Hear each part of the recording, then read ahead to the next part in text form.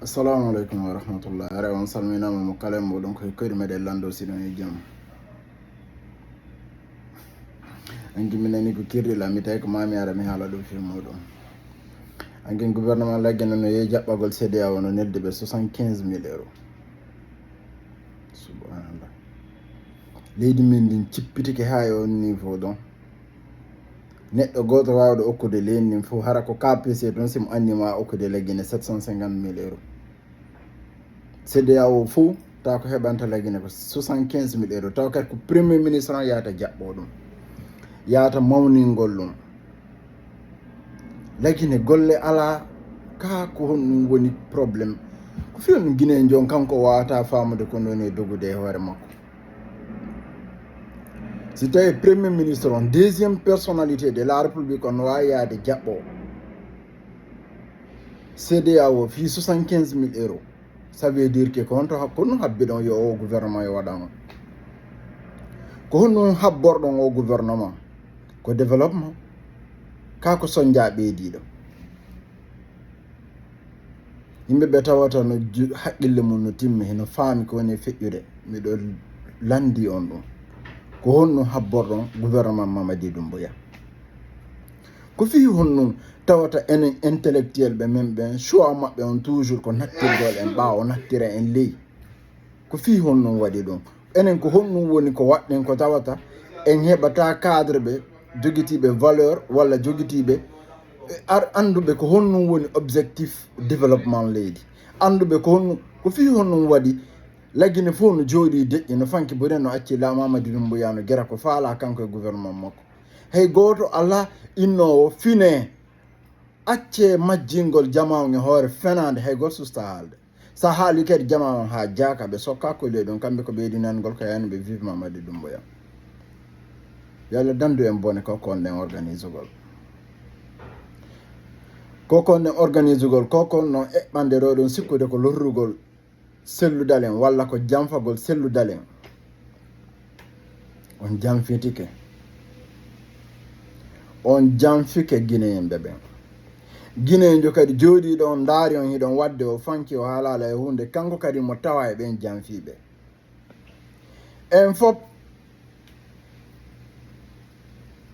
kala taweteɗo hino nande ko fewndi kon hino andi hino fanki vraiment hiɗa janfade jama on surtout si tawi kadi haalama kan no feƴƴa hiɗa andi jama on no heɗitadema jama on no howlori ko wonɗa yewtude kon jama on hino humpa andude ko ndu woni gonga ko non fenade hiɗa jooɗi hiɗa fankani hoorema fi par ce que hiɗa mari kulol ka nder reedu ma amma yata ko honɗum e gonɗinal joguiɗen ko Allah gonɗinɗen ka koye goɗɗo gonɗinɗen ko honno wawɗen jooɗorde fanken duuɓi koko feƴƴi ɗo kon fof hiɗen reeni ko honno leydi men ndi wona naɓirede hiɗen wullude hiɗen soñjade hande kadi hiɗen artude kadi e nder même trou on en fof en woni jasoɓe yajine fi yo gayk kam ɓurtu yajude jama on fof heɓano naatira moƴƴa moƴƴa hiƴa nder ton ko honde tuma acceten ɗe o janfante yagal ko honde tuma acceten o yiɗalngol hoore mum lorra ko honde tuma acceten yiɗalngol leydi men ndin e jama men on soñja ko honde tuma Allah sendatan e ɗi piiji enen koni tum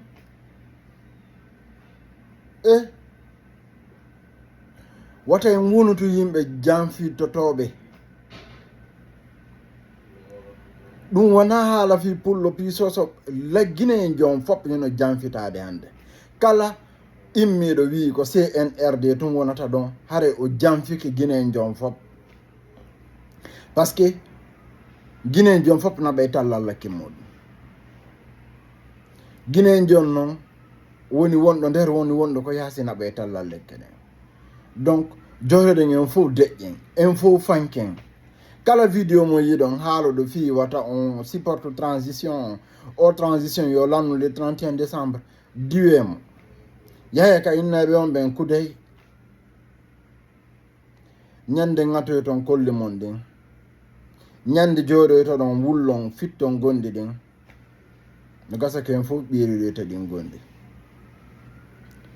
yo Allah taw hara Allah yejjitali en yo Allah taw hara Allah yejjitali en yo Allah taw hara Allah haren waɗ haali Allah ko Allah wawata en yafanagol sabu noon ko wonɗen e waɗidirgol kon e o transition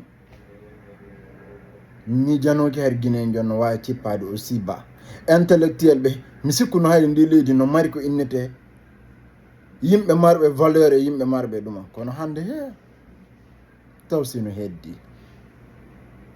heddi ɓen ko honto ɓe woni ko honno ɓe naatirta e nder koɗoli men nin koɗolum e fenugol e haalugol ko ala e ron nokkeɗi goye ɓe yaade ɓe ala hay haalude ko non nabi ɓe ko ɓoni e yaade ko recence gol yimɓe ɓe jetta numéro ji maɓɓe téléphone ɗin haalinaɓe haalaji te ko honɗum ɓe jokki ƴetta inde maɓɓe recence ɓe mi anda ko recence am ɓone wadde ko ɗum ɓone wadde e fof no souteni no jooɗi no fankani hoore mum hay goto ala haalde hande opposition ala la Guinée hanki hen UFDG no opposade hande wonɓe ɓen e nder la Guinée wonɓe ɓen UFDG hay goto maɓɓe ala opposade ɓe fof ɓe jooɗi ɓe fankani hoore maɓɓe ngol kulol ngol wonden e hulde en deɗata ngol mieux vaut waɗen ko hanuɗen wadde kon hay si tawi sondia walla goɗɗum ari ɓawo ton quand même l'histoire de Tindrake on a fait ce qu'on avait à faire on a dit ce qu'on avait à dire et on a été intègre et patriote dans ce qu'on a voulu faire pour ce pays-là. Mais si tous les Guinéens ensemble nous décidons de mettre le pays en genoux,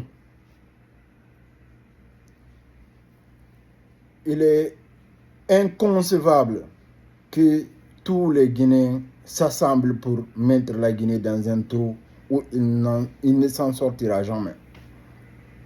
Le CNRD a décidé de nous mettre à genoux et tous nos intellectuels et militaires de tout ce qui suit s'accompagnent. Je ne sais même pas quel mot utiliser, tellement que j'ai mal.